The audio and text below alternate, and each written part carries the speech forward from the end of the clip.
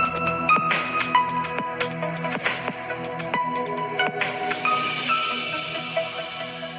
Guys, എല്ലാവർക്കും മറ്റൊരു പുതിയ വീഡിയോയിലേക്ക് സ്വാഗതം. It's me Akhil Satheesh and welcome to Akhil Satheesh world. ഇന്ന് ഞാൻ സംസാരിക്കുന്നത് കീം ആസ്പിരൻസിനോടോ കീം സ്റ്റുഡൻസിനോടോ അല്ല, കീമൊക്കെ കഴിഞ്ഞ് ക്ലിയർ ആക്കി എഞ്ചിനീയറിംഗിന് ചേരാൻ പോകുന്ന, പ്രധാനമായിട്ടും KTUവിന്റെ എഞ്ചിനീയറിംഗിൽ ചേരാൻ പോകുന്ന ഫസ്റ്റ് ഇയർ സ്റ്റുഡൻസിനോടാണ്. നിങ്ങളുടെ ക്ലാസ്സുകൾ ചില മാനേജ്മെന്റ് കോളേജുകളിൽ ഓൾറെഡി തുടങ്ങിയിട്ടുണ്ടാകും. അതല്ല എങ്കിൽ ഓഗസ്റ്റ് 10 മുതൽ ഒഫീഷ്യലി KTUവിന്റെ ഫസ്റ്റ് ഇയർ സ്റ്റുഡൻസ് S1 ക്ലാസ്സുകൾ തുടങ്ങാൻ പോവുകയാണ്. നിങ്ങൾ തീർച്ചയായിട്ടും അറിഞ്ഞിരിക്കേണ്ട, നിങ്ങൾ ഇപ്പോഴും കൺഫ്യൂഷൻ അടിച്ചുകൊണ്ടിരിക്കുന്ന വളരെ പ്രധാനപ്പെട്ട 4-5 കാര്യങ്ങൾ ഈ വീഡിയോയിലൂടെ ഒരു ക്ലാരിറ്റി കൊണ്ടുവരികയാണ്.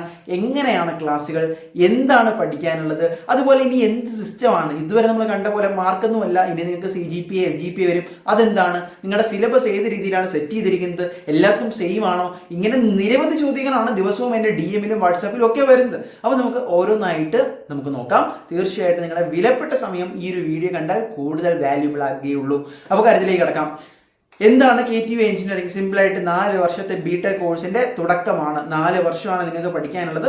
ഈ 4 വർഷത്തിൽ നിങ്ങൾ ഫോളോ ചെയ്യുന്നത് KTUക്കാരാണെങ്കിൽ 2024 നിങ്ങൾക്ക് ഏറ്റവും അവസാനമായിട്ട് സിലബസ് മാറിയത്, സ്കീം മാറിയത്. അപ്പോൾ നിങ്ങൾ ഫോളോ ചെയ്യേണ്ടത് എന്താണ്? 2024 KTU സ്കീം തന്നെയാണ്. അതനുസരിച്ച് ഫസ്റ്റ് ഇയർ എന്ന് പറയുന്നത് 2 സെമസ്റ്ററാണ്, S1 ആൻഡ് S2. അപ്പോൾ ഒരു സെമസ്റ്ററിന്റെ ഏകദേശം ഒരു ഡ്യൂറേഷൻ എന്ന് പറയുന്നത് 5 മാസമാണ്. ആദ്യത്തെ സെമസ്റ്ററൊക്കെ 5 മാസമായിരിക്കും. അപ്പോൾ നിങ്ങൾക്ക് ഒരു ഡിസംബർ അവസാനം അല്ലെങ്കിൽ ജനുവരിയിലായിരിക്കും ഫസ്റ്റ് സെമസ്റ്റർ എക്സാം എന്ന് പറയുന്നത്.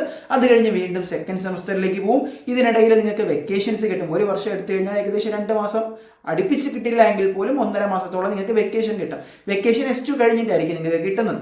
അപ്പോൾ S1ന്റെ എക്സാമിന് എന്ന് പറയുന്നത് സെമസ്റ്റർ എക്സാം ആണ്. അതാണ് നമ്മുടെ മാർക്ക് ലിസ്റ്റിൽ അവസാനം വരുന്നത്. ഇങ്ങനെ ടോട്ടൽ ഒരു വർഷം 2 സെമസ്റ്റർ, 4 വർഷം 8 സെമസ്റ്റർ ആണ് KTUക്കാർക്കുള്ളത്. ഈ ഓരോ സെമസ്റ്ററിലും 6 മാസം ഉണ്ട് എന്ന് പറഞ്ഞു. അതിൽ തന്നെ ക്ലാസ്സുകൾ 5 മാസമായിരിക്കും. അതിൽ തന്നെ ക്ലാസ്സുകൾ എണ്ണി തുടങ്ങിയാൽ വളരെ കുറവായിരിക്കും.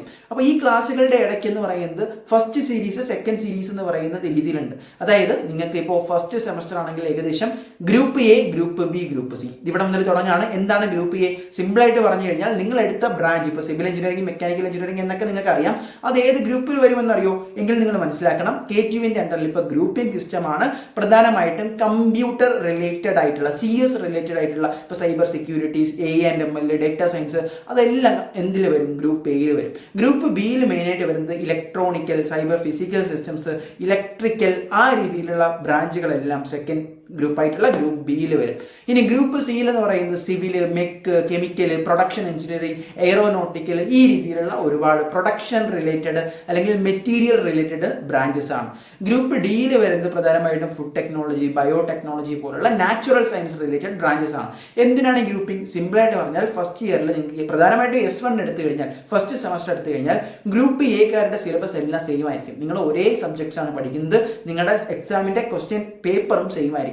ഗ്രൂപ്പ് Bയിലും കോമൺ ആയിട്ടുണ്ട് എങ്കിലും ചില സബ്ജക്ട്സിൽ അവർക്ക് ഡിഫറൻസ് ഉണ്ട്. അപ്പോൾ ഗ്രൂപ്പ് Bക്കാരുടെ എല്ലാവരുടെയും സെയിം ആയിരിക്കും. അതുപോലെ group C and group D.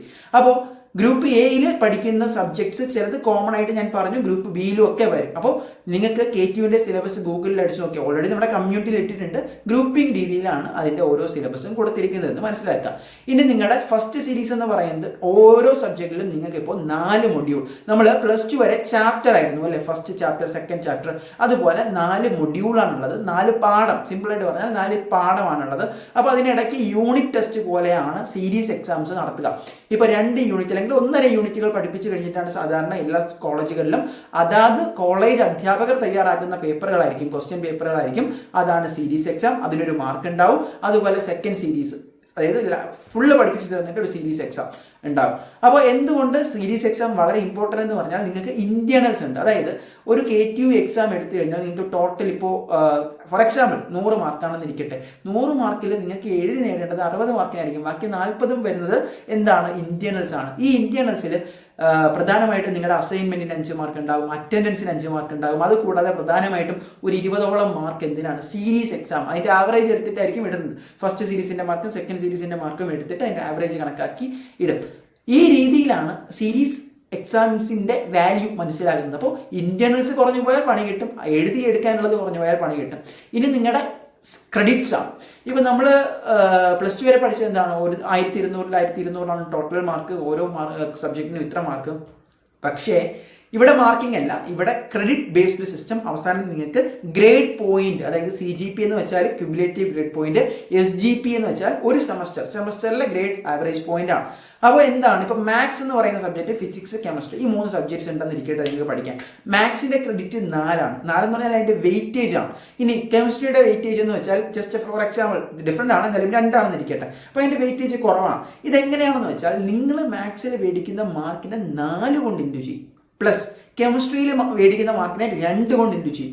ഇതെല്ലാം കൂടി കൂട്ടിയിട്ട് ഡിവൈഡഡ് ബൈ, മാത്സിന് 4 കെമിസ്ട്രിക്ക് 2 4 + 2 6 കൊണ്ട് ഡിവൈഡ് ചെയ്യും. ഇങ്ങനെയാണ് നിങ്ങളുടെ ഗ്രേഡ് പോയിന്റ് കിട്ടുന്നത്. അതായത് വെയിറ്റേജ് ഒന്നുള്ള ക്രെഡിറ്റ് എന്ന് പറഞ്ഞാൽ വെയിറ്റേജ് ആണെന്ന് കൂട്ടുക. വെയിറ്റേജ് ഒന്നുള്ള ഒരു സബ്ജക്റ്റിന് നിങ്ങൾക്ക് ഒരു പക്ഷേ മാർക്ക് കുറഞ്ഞാലും വലിയ പ്രശ്നമില്ല. പക്ഷേ മാത്സിനെ പോലെ ക്രെഡിറ്റ്സ് 4, 5 ഉള്ള സബ്ജക്ട്സിന്, 5 ഇല്ല കേട്ടോ, 4 സബ്ജക്റ്റിന് മാർക്ക് കുറഞ്ഞാൽ അത് അവസാനം ഗ്രേഡ് പോയിന്റിൽ വളരെ ഇരിക്കും. ഗ്രേഡ് പോയിന്റ് ഏറ്റവും മാക്സിമം വാല്യൂ എന്ന് പറയുന്നത് 10 ആണ്. അപ്പോൾ 10 8.5 9 ഒക്കെ ആക്ച്വലി ഔട്ട്സ്റ്റാൻഡിങ് തന്നെയാണ്. എബോവ് 9 എന്ന് പറയുന്നത് ഔട്ട്സ്റ്റാൻഡിങ് തന്നെയാണ്.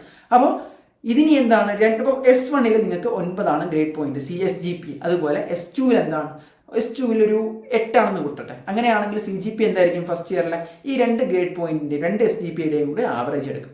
ആ രീതിയിലാണ്. ഇനി നിങ്ങൾക്ക് ഈ S1 S2 ഒക്കെ കഴിഞ്ഞിട്ട് S3 പോകാൻ മിനിമം എന്ത് വേണം, ക്രെഡിറ്റ്സ് വേണം. ആ ഒരു സിസ്റ്റവും ഉണ്ട്, ഇയർ ബാക്ക് സിസ്റ്റം. അത് S3 S5 നിങ്ങൾക്ക് ജസ്റ്റ് മനസ്സിലാക്കാൻ വേണ്ടി പറയാണ്. അപ്പോൾ ലീസ്റ്റ് നമ്പർ ഓഫ് ക്രെഡിറ്റ്സ് ഇല്ല എങ്കിൽ ഇയർ ബാക്ക് ആവും. ഇയർ ബാക്ക് ആവും എന്ന് വെച്ചാൽ നിങ്ങൾ ഒരു വർഷം ഡ്രോപ്പ് ചെയ്യേണ്ടതായിട്ട് വരും. നിലവിലുള്ള സിസ്റ്റമാണ്, അതിൽ മാറ്റങ്ങൾ ഉണ്ടാവുമെന്ന് പ്രതീക്ഷിക്കാം. അപ്പോൾ ഈ രീതിയിൽ നിങ്ങൾ ഒരുപാട് കാര്യങ്ങൾ കേട്ടു. SGP, CGP, ക്രെഡിറ്റ്, ഗ്രൂപ്പിങ്, അല്ലേ? ഇനി അറ്റൻഡൻസിൽ തന്നെ അറ്റൻഡൻസ് 75% വേണം. അതിനേക്കാളും 65 കുറഞ്ഞു കഴിഞ്ഞാൽ കട്ട് ഡൊണേഷൻ ഉണ്ട്. പിന്നെ അതിൽ നോർമലൈസേഷൻ ഉണ്ട്. ഇനി എക്സാംസിനാകുമ്പോൾ വാല്യുവേഷൻസ് ഉണ്ട്, റീവാല്യുവേഷൻ, KTന്റെ അണ്ടറിലൊക്കെ പ്രത്യേകിച്ച് ഒരുപാട് വിവാദമുള്ള സംഭവങ്ങളാണ്. ഇതെല്ലാം നിങ്ങൾ പതിയെ അറിയാൻ വരുന്നതേ ഉള്ളൂ.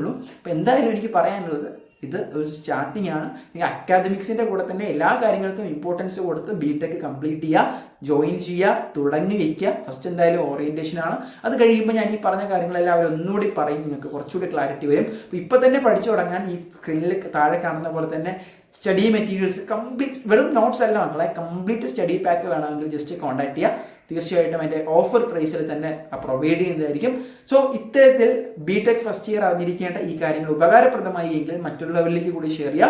കൂടുതൽ അപ്ഡേറ്റ്സ് ഓൺ ദ വേ ആണ്. ചാനൽ സബ്സ്ക്രൈബ് ചെയ്ത് വെച്ചോ, തീർച്ചയായിട്ടും ഉപകാരപ്പെടും. കാരണം BTech ഇനി അങ്ങോട്ട് നിങ്ങൾ പ്രോജക്ട്സ് ചെയ്യേണ്ടി വരും, ഇന്റേൺഷിപ്പ് ചെയ്യേണ്ടി വരും, അതുപോലെ BTech റിലേറ്റഡ് ടൂൾസ് പരിചയപ്പെടേണ്ടതായിട്ട് വരും, അക്കാദമിക്സ് റിലേറ്റഡ് ഡൗട്ട്സ് ഉണ്ടാകും. പ്രത്യേകിച്ച് KTU പോലുള്ള ഒരു യൂണിവേഴ്സിറ്റിയിൽ പഠിക്കുമ്പോൾ ഇതെല്ലാം ഒരു എക്സ്റ്റേണൽ സപ്പോർട്ട് നിങ്ങൾക്ക് കൂടിയേ തീരും. അപ്പോൾ ലേറ്റസ്റ്റ് അപ്ഡേറ്റ്സ് അറിയാൻ ആദ്യം തന്നെ പോയി നമ്മുടെ Instagram പേജ് ഫോളോ ചെയ്ത് വെച്ചോ. ലേറ്റസ്റ്റ് റീൽസ് അവിടെ ലഭിക്കും. അതല്ല എങ്കിൽ ഇപ്പോൾ തന്നെ നമ്മുടെ ചാനൽ സബ്സ്ക്രൈബ് ചെയ്ത് വെയിറ്റ് ചെയ്യുക.